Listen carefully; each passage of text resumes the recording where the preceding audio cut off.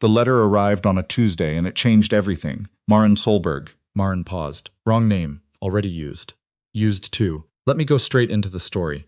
The envelope hit the kitchen table like a stone dropped into still water. Rosalind Vey stood at the stove, her back to it, stirring oatmeal that had gone cold 20 minutes ago. She heard the sound and didn't turn around. She already knew what it meant. Her father's debts had a way of arriving on Tuesdays. Don't look at it, Harold Vey said, pulling on his coat by the door. He said it the way a man says something he doesn't believe himself. She looked at it. The number printed inside was $14,000. The bank wanted the north pasture, the equipment shed, and first right of refusal on the house. They'd been patient, the letter said. Very patient. 3 years of patience, apparently, had a dollar figure. Harold sat down slowly, the way old men sit when they've run out of arguments. He was 61 and looked 80. The winters in the Peace River country did that to a man, wore him down like sandpaper on soft wood. He'd been farming this land since before Rosalind was born, and the land had been farming him right back. There's a way, he said, after a long time. Rosalind set the letter down. What way? He didn't answer right away. He poured himself coffee he didn't drink and stared at the window where the yard showed gray and frozen under a February sky. The birch trees her mother had planted along the fence line were bare. Her mother had been gone 6 years. The birches had outlasted her. Most things had. Declan Marsh has been asking about you, Harold said. The name landed in the room like a change in weather. Rosalind felt it in her chest before she understood why. Declan Marsh. She hadn't thought about him well, that wasn't entirely true. She'd thought about him exactly as much as a person thinks about something they've decided not to think about, which is to say, more than she'd have liked. He was 38 years old. He ran the Marsh operation 12 kilometers north, 12,000 acres of grain and cattle, a place that had survived 3 generations and 2 droughts and 1 catastrophic fire because the Marsh family simply refused to stop. Declan had taken it over from his uncle 11 years ago when his uncle's heart gave out during calving season.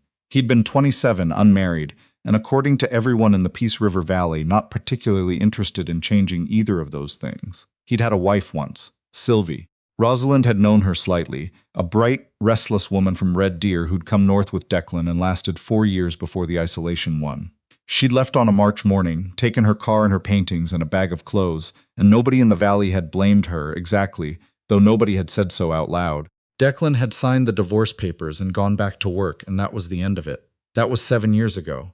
What does he want? Rosalind asked, though she was beginning to understand. Harold turned the coffee mug in his hands.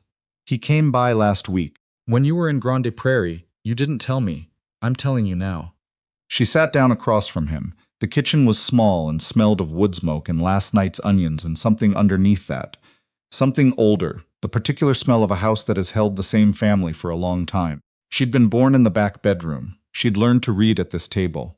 She'd sat in this same chair when her mother died, and when the bank first called, and when the grain prices dropped and the equipment broke and the well went dry in the worst summer of her memory. She was 28 years old and she had never once left this land for longer than a week.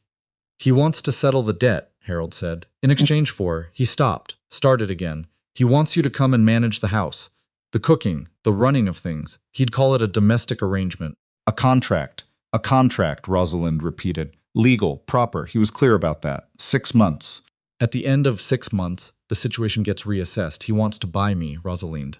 Her voice came out steadier than she felt. He pays the bank and I go manage his house. Like a piece of livestock. Harold flinched. She hadn't meant it as cruelty, but she wasn't sure she minded the flinch. He was respectful about it. He said you'd have your own room. Your own space, he said. Harold hesitated. He said he wanted to be honest with you. That he'd looked out for your interests when he could, over the years. Rosalind went very still. What does that mean? Harold looked at the window. I don't know everything. I know that when the co-op was going to drop your grandfather clause 3 years ago, Declan voted to keep it. Saved us about $800 a year.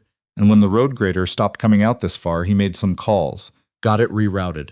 He paused. Small things. I didn't always know why. She didn't say anything for a long time. Outside, a magpie landed on the fence post near the gate. Black and white and indifferent, the way magpies always were. It pecked at something in the wood and flew off. What happens if I say no? She asked. Harold's hands tightened on the mug. The bank takes the north pasture. Maybe more. I've got the operating loan renewing in April and without the pasture as security. He shook his head. I'm not putting this on you. I want you to know that, whatever you decide. But he was. He was putting it on her, the same way the land and the debt and the cold and the years had been putting themselves on him. one season at a time, until there was nothing left but the weight of it, she said. Let me talk to him myself. Declan Marsh met her at the gate to his yard, which surprised her. She'd expected to be shown to an office, to sit across a desk from a man conducting business. Instead, he was standing in the cold in his work coat, hands in his pockets, watching her truck come up the drive. He was taller than she remembered. Or maybe she'd just been avoiding looking at him directly for long enough that the reality of him had blurred in her memory into something easier to manage. He had dark hair going gray at the temples, A face that had been outdoors for decades, and eyes the color of creek water in August, that particular northern green that only existed in certain lights. He looked like a man who'd made too many early mornings a permanent feature of his face. Rosalind, he said.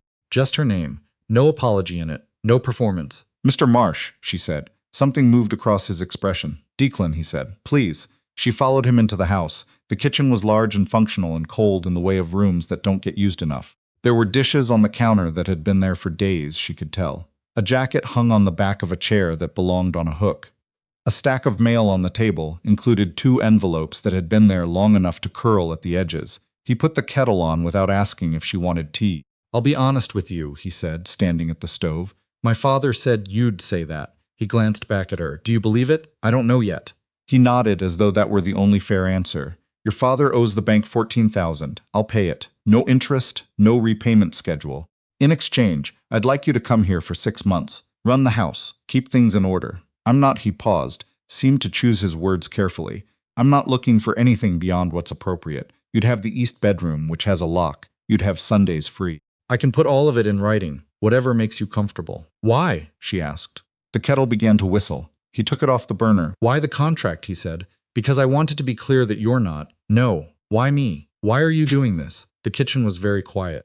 Outside, a crow called twice and stopped. I've watched your family work that land since you were. He stopped. Started differently. Your mother used to sell preserves at the Fairview Market. Every August, same table, same jars. You used to help her. You were about 8 the first time I noticed you. He set a mug in front of her. You told a man who tried to shortchange her that he'd made an arithmetic error, and you showed him where, and you did it so politely he thanked you. He sat down across from her. You were 8 years old. Rosalind looked at him. I'm not saying that I'm not trying to make you uncomfortable, he said. I just want you to know that I haven't been unaware of you. That this isn't arbitrary. You've been watching me for 20 years, she said slowly. Noticing, he said. There's a difference. She wasn't sure there was, but she held on to that difference because she needed something to hold on to. If I agree to this, she said, I want the contract to include a clause. If I ask to leave, at any point for any reason, you release me, and the debt is still cleared. No penalties. He didn't hesitate. Yes, she hadn't expected that. The ease of it. You'd agree to that. I'd insist on it, he said. I don't want you here under duress. She looked at her tea. It was good tea, she realized, the kind brewed properly at the right temperature, steeped the right amount of time, the kind that required paying attention. Why do you want me here at all, she asked, and this time it wasn't accusation. It was something quieter than that. Declan was a long time answering. The furnace clicked on somewhere in the house. A branch scraped the window glass. Because I've been alone for 7 years, he said, and I've gotten very bad at it. And I think, he looked at his hands, I think you might be the only person I'd trust to tell me when I'm wrong. She moved in on a Friday with 2 boxes and a bag of clothes and a certainty that she was making a mistake. The east bedroom was clean and smelled of cedar and old wood, and the window looked out over the north field where the snow lay flat and white and unbroken to the tree line. She put her books on the shelf. She hung her coat on the hook behind the door. She stood in the middle of the room for a moment in the particular silence of a house that isn't yet home, and she told herself she was doing this for her father. She told herself that every morning for 2 weeks. The days had a rhythm she hadn't expected. She rose before 6 because she always had. Declan was already up, already outside by the time she came down to the kitchen. She made breakfast and left a plate for him in the warming drawer. He came in at 8 standing at the counter, and left again. They passed each other in the hallway, and the mudroom, and the narrow corridor between the kitchen and the back sitting room, and they were careful and polite, the way 2 people are when they are very aware of each other. She found the letter on the 23rd day. It was in the woodshed, not hidden, exactly, more like forgotten, tucked under a loose board on the top shelf that she'd pulled out to look for a hammer. A bundle of envelopes, rubber banded together, unsealed.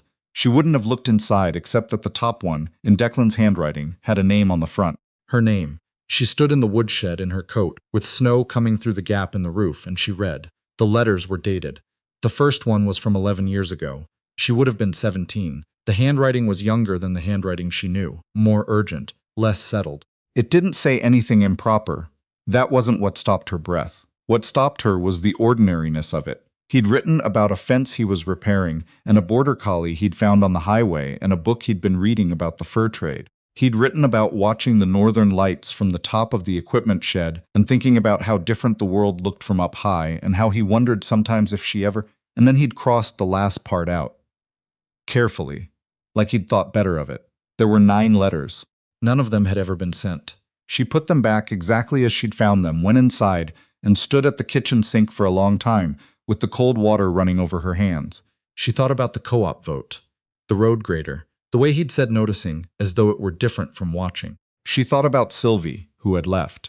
She thought about what it must have been like to love a piece of land and watch the person you'd loved quietly from a distance, build a life you weren't part of, and to go on tending your fields and your fences and your silence and never say a single word about any of it. She wasn't sure what she felt, but she started paying attention to him differently after that. Not to what he said very little, but to what he did. The way he broke ice from the water troughs before she was up so she wouldn't have to do it in the cold.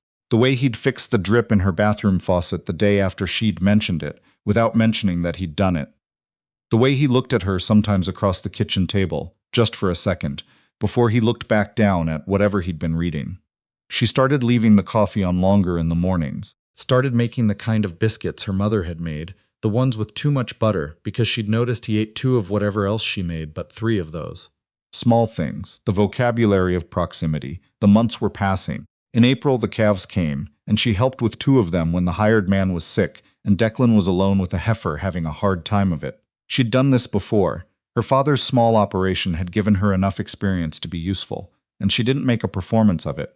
She just worked. Declan didn't say anything while they worked. Afterward, standing in the barn with mud on their coats and the calf up and nursing and the night finally starting to let go of the cold, he looked at her for a long moment. "Thank you," he said. "I grew up on a farm," she said. "I know. He stopped. Thank you." In May, her father had a health scare, nothing final, a bad week, a hospital stay in Fairview that turned out to be a warning rather than an ending. She drove down on a Wednesday and sat in the hospital corridor for 6 hours and came back hollow-eyed and quiet. Declan didn't ask questions. He made soup. He left it on the stove and went to bed and let her sit in the kitchen alone with it, which was the exact right thing to do, and she didn't know how he'd known. She started to understand in May that she was not doing this for her father anymore. June came with long light and the smell of turned earth and a kind of ache she didn't have a clean word for. She found the letters again, not the woodshed ones, but the one he hadn't crossed out. She'd been looking for the extra roll of baling twine in the tack room and found an old notebook under the shelf, open to a page with a single line. If I could give her somewhere safe, I would. Not on paper. Real. She stood there for a while with the June light coming through the tack room door and the smell of horses and leather around her, and something inside her rearranged itself into a shape she recognized. She was going to have to say something. She was not, by nature, a person who said things. She'd been raised by a man who believed that feelings were best expressed through labor, who showed love by fixing things and planting things, and never once saying directly what he meant. She had, without realizing it, become that same person. She said it at dinner on a Thursday, not dramatically. She said it the way she'd have said anything that needed saying on a farm, matter of fact, because the work didn't stop for feelings. "I found the letters," she said, "in the woodshed, and the notebook in the tack room." Declan put down his fork. The light through the window was gold, and long the way June light got in the Peace River country, the kind of light that made everything look like something worth keeping. He didn't say anything for a moment. The look on his face was not shame, and it was not surprise. It was something more like a man who'd carried something a long time setting it down very carefully, unsure of how it would land. He started. "Don't apologize," she said. "I don't want an apology." He looked at her. "I want to know," she said, "if you mean it, the line about the safe place. If that's actually what you want, or if it's just something you wrote in a notebook." Declan was quiet for what felt like a long time. Outside, the field was bright, and the birches along the fence line were green and full, the way they got in summer, the way her mother's birches had looked when they were young and her mother was still alive. "I mean it," he said. "I've meant it for a long time." She nodded. She picked up her fork. She said, "Okay." It was not a grand declaration. There were no swept gestures, no dramatic reversals.